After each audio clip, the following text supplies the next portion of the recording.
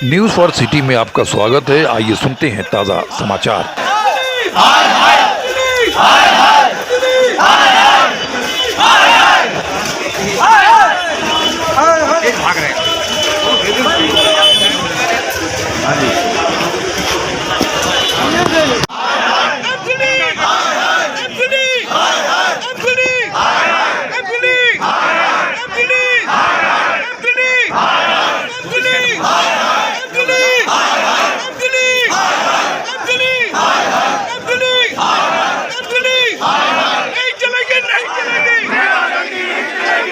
अब क्या हालत आ रही है, किस वजह से आप व्यापारी भी रोड पर है? देखिए, जो भी हालात आए हैं इससे ये हो रहा है कि जो व्यापारी है ये राजनीति का शिकार हो रहा है। हालात ये हो चुके हैं, व्यापारी को ये समझ नहीं आ रहा किसके दर पे जाए किसके दर पे ना जाए, क्योंकि किसी के दर पे भी जाता दूसरा नाराज हो जाता है। और आने वाले समय में जो हालात है, व्यापारी सड़कों पे उतरा हुआ है, उसका यही कहना है व्यापारियों का कि हम चाहते हैं कि जो हमारी सीलिंग है वो खोली जाए, क्योंकि ये सदर बाज़ार सबसे बड़ी कमर्शियल मार्केट है। इससे बढ़कर कमर्शियल मार्केट कोई भी नहीं है, स्पेशल जोन है और स्पेशल जोन है। तो इसमें ये सीलिंग होना तो ये समझ लगता है कि एमसीडी में कोई तालमेल, कोई गलत चीज़ है जो खेल खेला जा रहा है व्यापारियों को दबाने के लिए, उनको ब्लैकमेल करने के लिए जिस प्रकार ये सीलिंग की गई है। जबकि ये होना चाहिए कि चुनाव से पहले सभी राजनीतिक पार्टियों ने वादा किया था दिल्ली में कोई सीलिंग नहीं होगी। उन्होंने पूरा हर तरफ से बताया था कि जो सीलिंग हुई भी पड़ी है वो भी हटा दी जाएगी, मगर उल्टा अभी गठन भी नहीं हुआ अभी कमेटियों का, तो ये सीलिंग हो गई है। तो इससे ऐसा लग रहा है कि ये जो व्यापारियों के साथ नजायज हो रहा है, ये सदर बाजार का नहीं, पूरा दिल्ली का व्यापारी इस टाइम डरा हुआ है। हम कह रहे हैं ना, इसकी जांच होनी चाहिए, क्योंकि जो अफसर है, देखिए बात सुनिए, हमें जो अब पता लगा है कल परसों से जब हम आए, सीलिंग का कार्रवाई हुई है, कुछ पैसे के लेन देन की भी बात आ रही है सामने कि भाई जिस प्रकार यहाँ पर कि भाई एमसीडी ने पैसे की मांग की थी कुछ अफसरों ने या कुछ है, तो वो ये जो जांच का केंद्र है, हम कहते हैं इसकी सीबीआई जांच हो और जो भी व्यापारियों ने दिए हैं या जो अफसरों ने लिए हैं उनके खिलाफ कार्रवाई हो।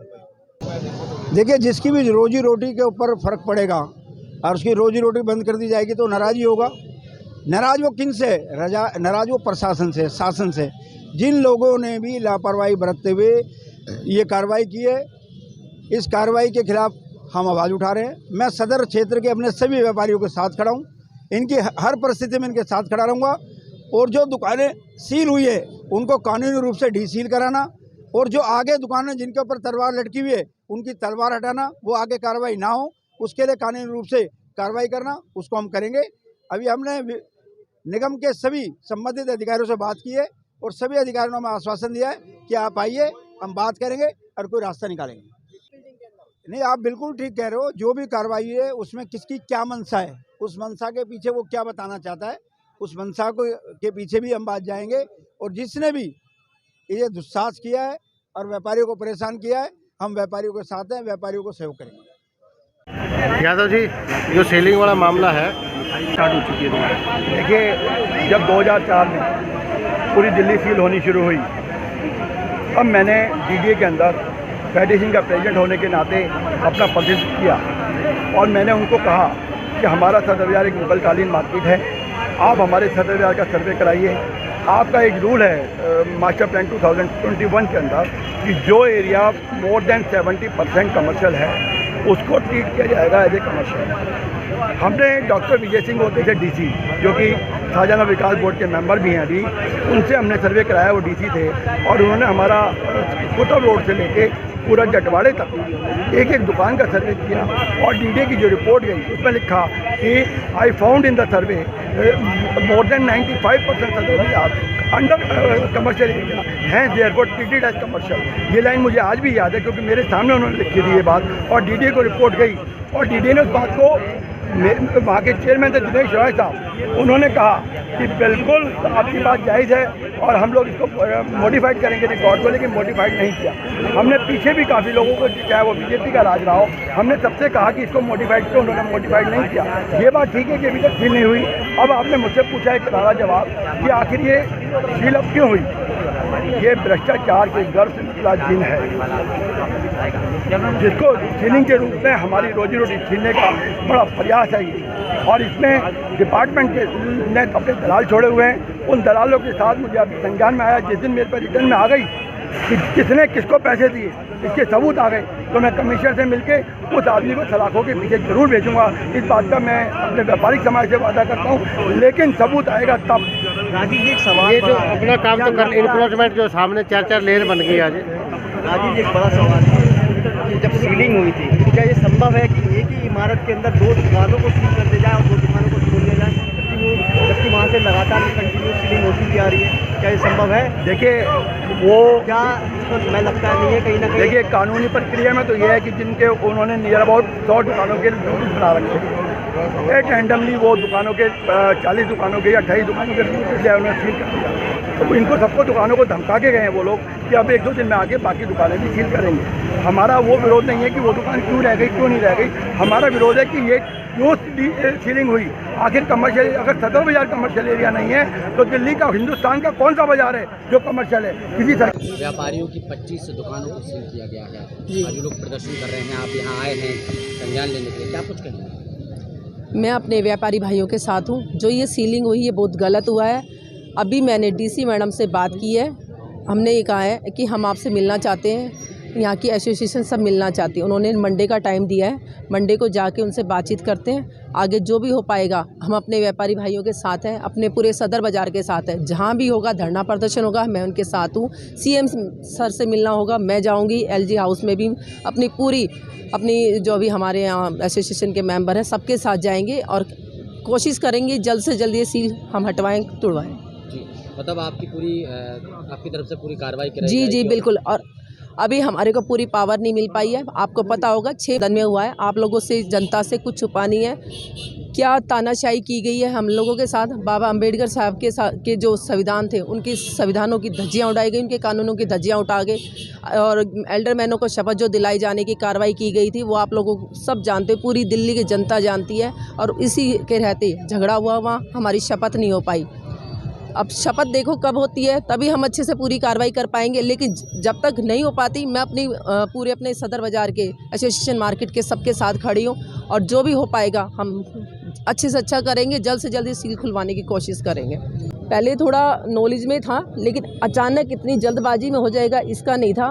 अब बीजेपी वाले बौखला गए हैं, दिल्ली उनके हाथ से निकल चुकी है, एमसीडी अपने उनके हाथ से निकल चुकी है। तो वो शपथ ना होने की वजह से अब ये जल्दबाजी में जो भी कुछ कर रहे हैं, जनता को तंग करने के लिए किया जा रहा है और आम पार्टी को बदनाम करने के लिए किया जा रहा है। लेकिन ऐसा नहीं होगा, जल्द से जल्द शपथ होगी हमारी और हम अपनी पूरी जनता का पूरा अच्छे से साथ देंगे। उनके जो भी काम होंगे सब करा के देंगे।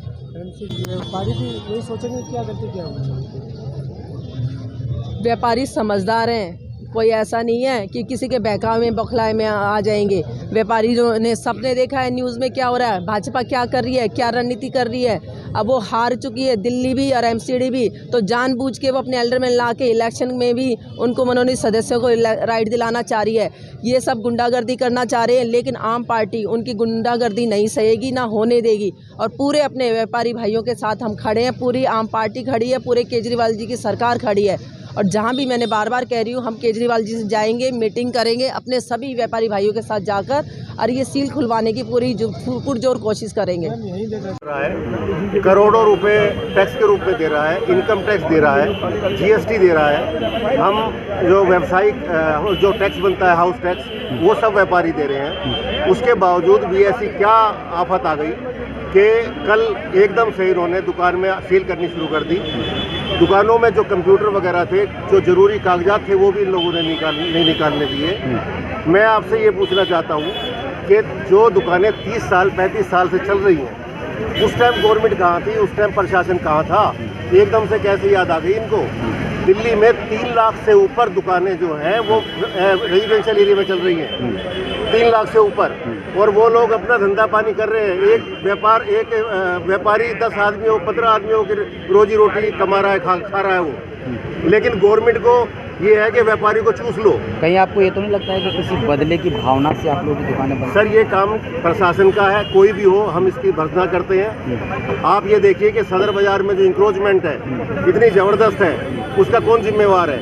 लाखों रुपए यहाँ से जाता है मैं एजेंसियों को, उसका कौन जिम्मेवार है? हमारे आने जाने का रास्ता नहीं है। ये खुद जहाँ आप बैठे हैं फुल मिठाई पर सारा इंक्रोचमेंट कर रखी है। क्या बड़े से बड़े अफसर को नहीं पता? क्यों नहीं वो बंद कमरे में मॉनिटरिंग कमेटी के हो या कोई भी आदमी हो, चाहे डीसी हो, कोई भी हो, सड़क पे क्यों नहीं देखते कि क्या चल रहा है क्षेत्र में? क्या मांग कर रहे हैं आप? मांग हम ये कर रहे हैं कि जो चीज़ जायज़ है वो जायज़ होनी चाहिए। उनका खाना कमाना जैसे कि पहले चलता रहे वैसा होना चाहिए, मगर जो कानूनी कार्रवाई है वो उचित होनी चाहिए। या तो 3 लाख जो रेजिडेंशियल एरिया में चल रही है सब कोई करो, नहीं करो तो इन पे क्यों गाजगिरी?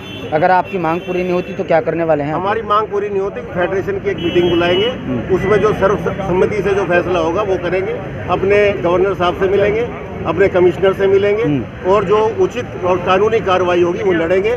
लेकिन व्यापारियों के साथ हम हैं और व्यापारियों के साथ हम रहेंगे।